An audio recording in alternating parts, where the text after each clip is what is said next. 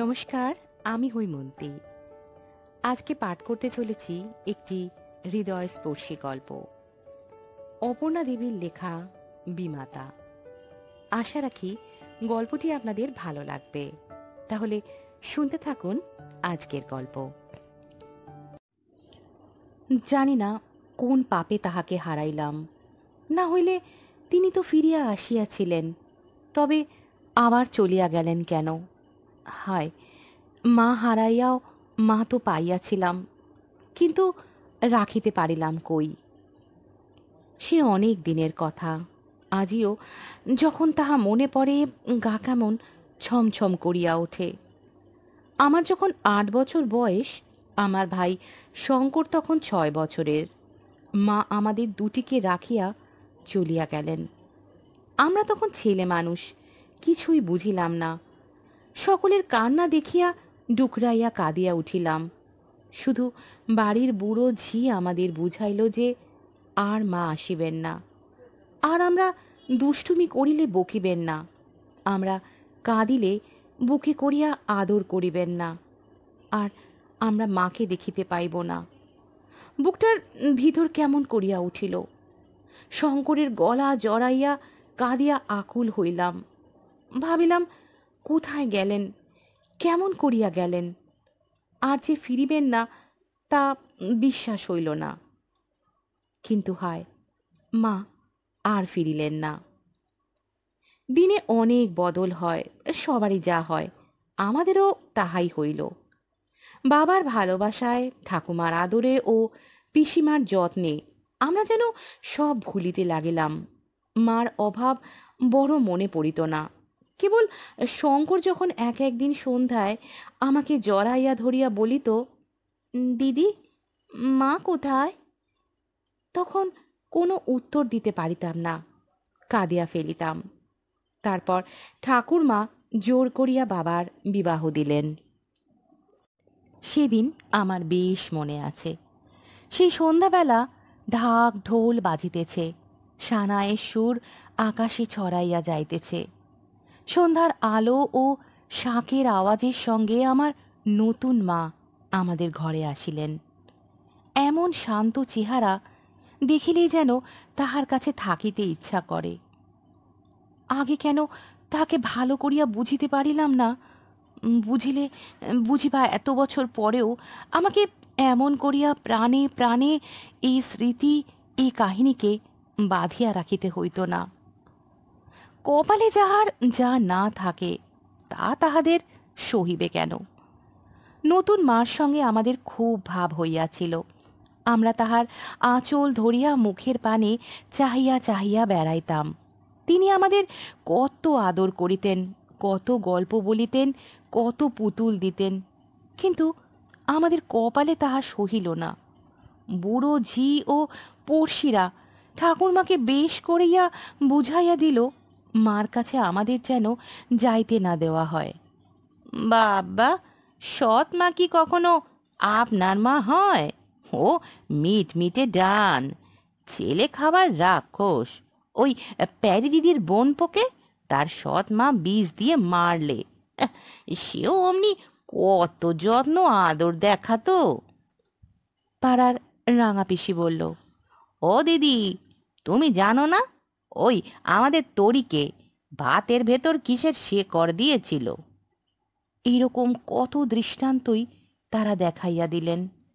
মা আমাদের আদর যত্ন করিলে হইবে কি, তার মন তো বিষে ভরা।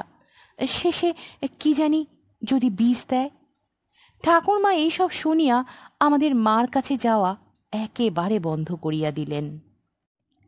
প্রথম প্রথম আমাদের বড় মন কেমন করিত।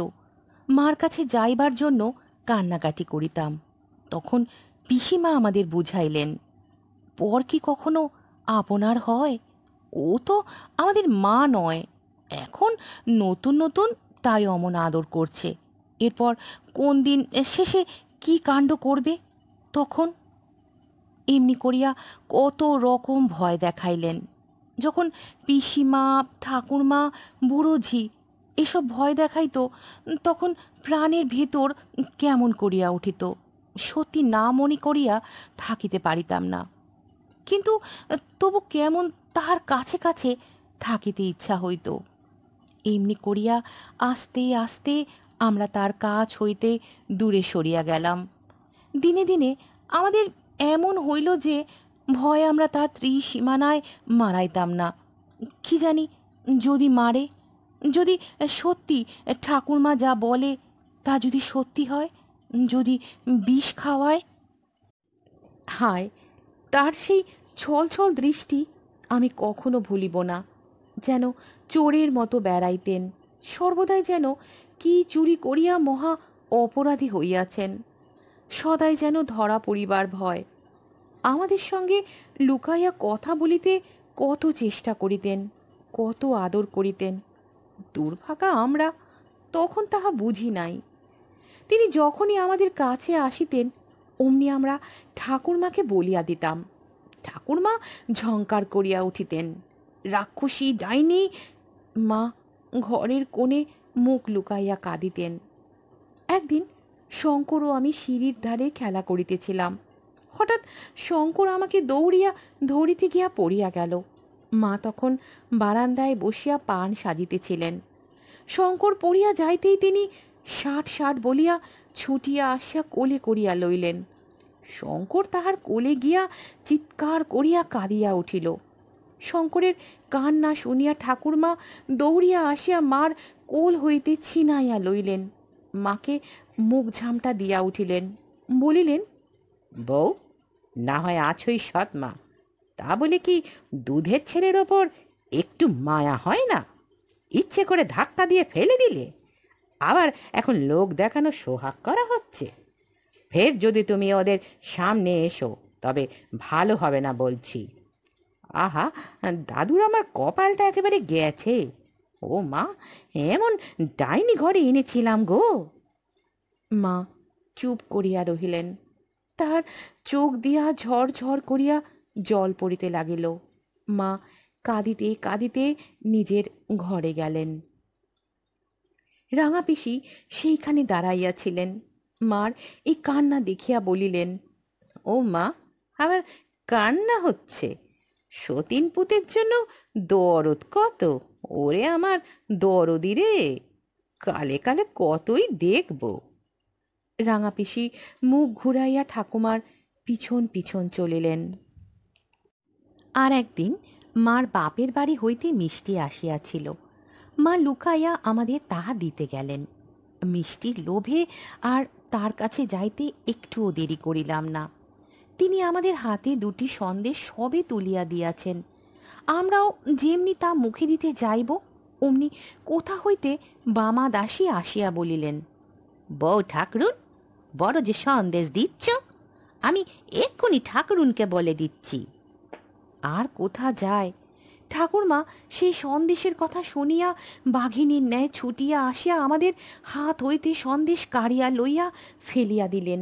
মাকে বলিলেন, সন্দেশ দেওয়া হচ্ছে, ওরে আমার সন্দেশ দিওনি রে। বামাকে বলিলেন, ভাগ্যিস বামা, তুই দেখতে পেয়েছিলি, নইলে আজ কি সর্বনাশ হতো। মাকে বলিলেন, ফের যদি তুমি বউ আবার এই সব করো তো ভালো হবে না বলছি। মা মুখে কাপড় দিয়া ফোপাইয়া ফোপাইয়া কাঁদিয়া ফেলিলেন। আমাদেরও কিন্তু সন্দেশ না পাইয়া ঠাকুমার উপর বড় রাগ হইয়াছিল। এখন কত কথাই মনে আসিতেছে। তিনি বাড়ির বউ হইয়াও কেউ না হইয়াই থাকিতেন। কখনো কাহারও সঙ্গে এসব লইয়া একটা কথাও কর নাই। মুখ বুঝিয়া শুধু কাজ করিয়া যাইতেন। বাবার কাছেও কোনো দিনও এসব কথা বলেন নাই। চুপ করিয়া থাকিতে আসিয়াছিলেন, চুপ করিয়াই গেলেন। সময় কাহারও জন্য বসিয়া থাকে না। সুখে দুঃখে যেমন করিয়াই হোক দিন কাটিয়া যায়। আমাদেরও কাটিল। আমি 12 বছরে পড়িলাম। আমার বিবাহের জন্য সকলেই ব্যস্ত হইয়া পড়িলেন। অনেক কথা কাটাকাটি ও হাঁটাহাঁটি গোলমালের পর একজন ডাক্তারের সহিত আমার বিবাহ স্থির হইল। পাকা দেখার দিন আমার এক সই আসিয়া আমাকে সাজাইয়া দিল। মা একবারও কাছে আসিলেন না। রাঙা পিসি তাহা দেখিয়া ইচ্ছা করিয়াই মাকে শুনাইয়া আরেকজনকে বলিলেন, কই গো, কনের মা কোথায়? তার যে আজ দেখাই নেই। ও মা, মেয়ের বিয়ে। আরেকজন মুখভঙ্গি করিয়া বলিলেন, ও মা, জানো না সতীনঝি চলে যাচ্ছে, সেই দুঃখে যে শুয়ে শুয়ে কাঁদছে।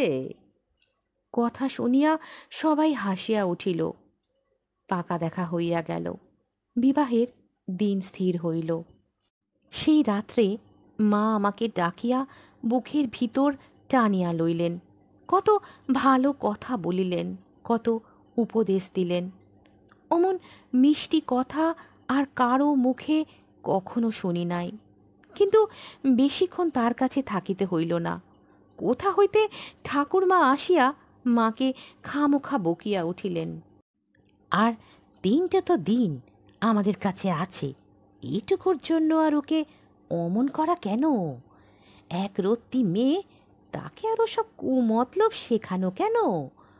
পরের ঘরে গিয়ে বাঁচবে, তাও প্রাণে সইছে না।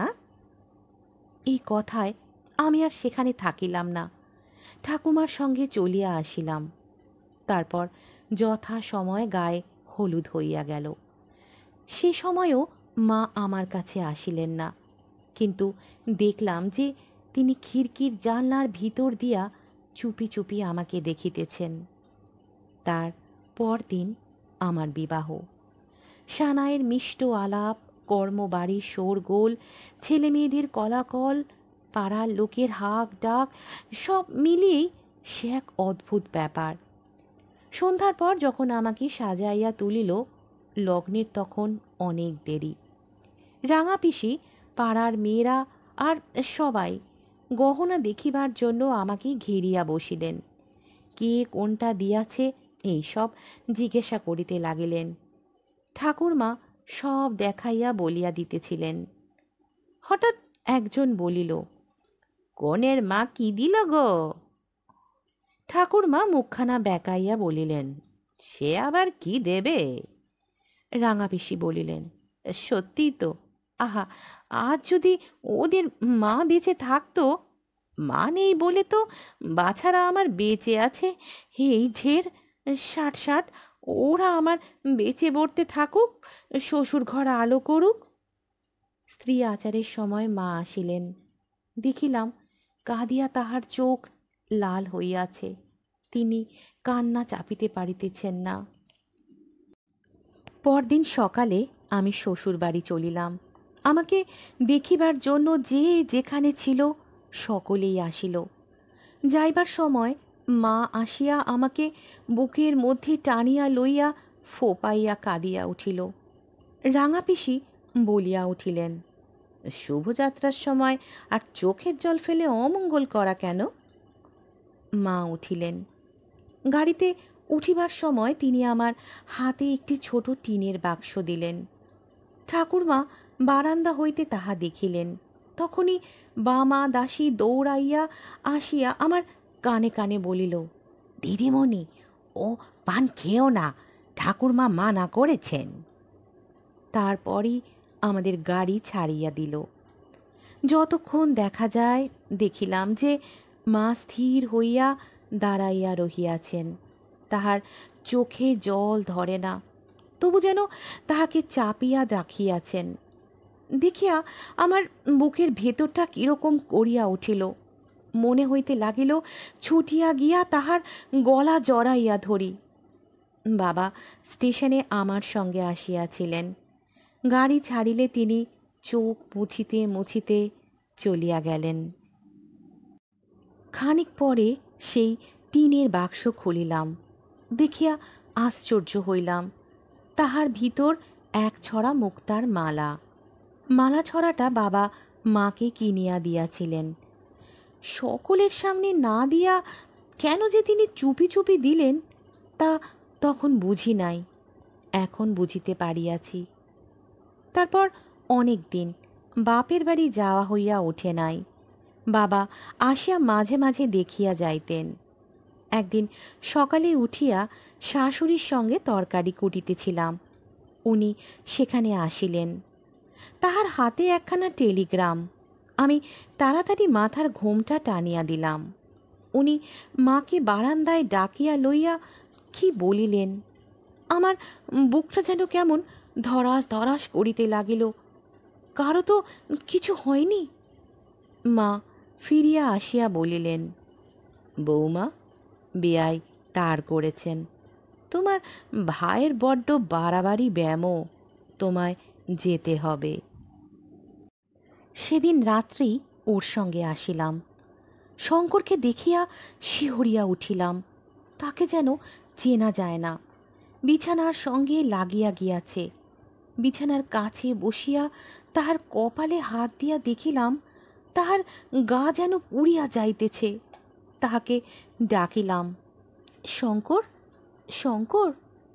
একবার ধীরে ধীরে চোখ মেলিয়া আমার মুখের দিকে চাহিয়া আবার তখনই চোখ বুজিল। রাঙাপিসি কাছে বসিয়া বাতাস করিতেছিলেন। তিনি বলিলেন, তুমি তো খুব রক্ষা পেয়েছ। এখন এই রাক্ষসীর চোখ পড়েছে এর ওপর। কি যে হবে জানি নে মা। মা কালী রক্ষা করুন, এখন ভালো হয়ে উঠুক। রাক্ষসীটা যে কে তা আর বুঝিতে বাকি রহিল না। শুনিয়া আমারও যত রাগ পড়িল সেই রাক্ষসীর উপর। মনে হইল ভালো করিয়া গোটা কতক কড়া কথা শোনাইয়া দিয়া আসি। মার ঘরের দিকে চলিলাম। যাইবার সময় আঁচলটা পায়ে বাঁধিয়া পড়িয়া গেলাম। ঘরে গিয়া দেখিলাম সেখানে নাই। সকল জায়গায় খুঁজিলাম। বাকি রইল ঠাকুর বাড়ি। বাড়ির ভিতরে পুকুরের সামনে নারিকেল গাছ ঘেরা মন্দির। সেইখানে খুঁজিতে চলিলাম। মন্দিরের কাছে আসিয়া দেখি দরজা ভেজানো। একবার মনে হইল রাক্ষসী আমার ভাইয়ের মন্দ করিতে আসে নাই তো। শুনিতে পাইলাম কি যেন বিড় করিয়া বলিতেছে। তখন আর কোনো সন্দেহই রহিল না। রাক্ষসী নিশ্চয়ই আমার ভাইয়ের মন্দ করিতে আসিয়াছে। কথাগুলো একবার ভালো করিয়া শুনিবার জন্য দরজায় কান পাতিয়া দম বন্ধ করিয়া শুনিতে লাগিলাম। দরজার ফাঁক দিয়া দেখিলাম যে মা হাঁটু গাড়িয়া গলায় কাপড় দিয়া হাত জোর করিয়া বলিতেছেন, মা, আমার খোকাকে ভালো করে দাও মা, আমি বুক চিরে রক্ত দেব। আর দাঁড়াইতে পারিলাম না। দেওয়াল ধরিয়া বসিয়া পড়িলাম। মাথার ভিতর কেমন করিতে লাগিল। এই কিনা রাক্ষসী! আমার কান্না আসিতে লাগিল। এতদিন পরে যে মাকে চিনিতে পারিলাম বলিয়া কি জানি কার উদ্দেশ্যে মাথা সেই দরজার চৌকাঠে আপনি নুইয়া পড়িল। ধীরে ধীরে সেখান হইতে উঠিয়া শঙ্করের কাছে আসিয়া পড়িলাম। প্রাণের ভিতর হইতে কে যেন বলিল, হবে হবে, ভালো হবে। কানে কেবলই বাজিতে লাগিল, ভালো করে দাও মা, বুক চিরে রক্ত দেব। আশ্চর্য! তারপর হইতেই শঙ্কর ভালো হইয়া উঠিতে লাগিল। মা তাহাকে দেখিতে একবারও ঘরের মধ্যে আসিতেন না। বাহির হইতে দেখিয়া আবার আস্তে আস্তে চলিয়া যাইতেন। ক্রমে শঙ্কর সারিয়া উঠিল। ঠাকুরমা আজ এর পূজা, কাল তার পূজা দিতে লাগিলেন। আমি বুঝিলাম যে এই পূজা সত্যিকার। ক্রমে 6 মাস পরে শঙ্কর একেবারে ভালো হইয়া উঠিল। ঠাকুরমা সেদিন তাহার আরোগ্য উপলক্ষে কাঙালি খাওয়াইতেছিলেন। আমরা তখন খুব ব্যস্ত ছিলাম। হঠাৎ আমার কানে সেই কথা বাজিয়া উঠিল, ভালো করে দাও মা, বুক চিরে রক্ত দেব। তাই তো, কি করিয়াছি এতক্ষণ, মনে হয় নাই কেন? ছুটিয়া মন্দিরে গেলাম। গিয়া দেখিলাম ছিন্ন লতিকার ন্যায় মা আমার সিংহবাহিনীর পদতলে চির নিদ্রায় নিদ্রিতা। পার্শ্বের ছোট একটি বাটিতে ভরা রক্ত।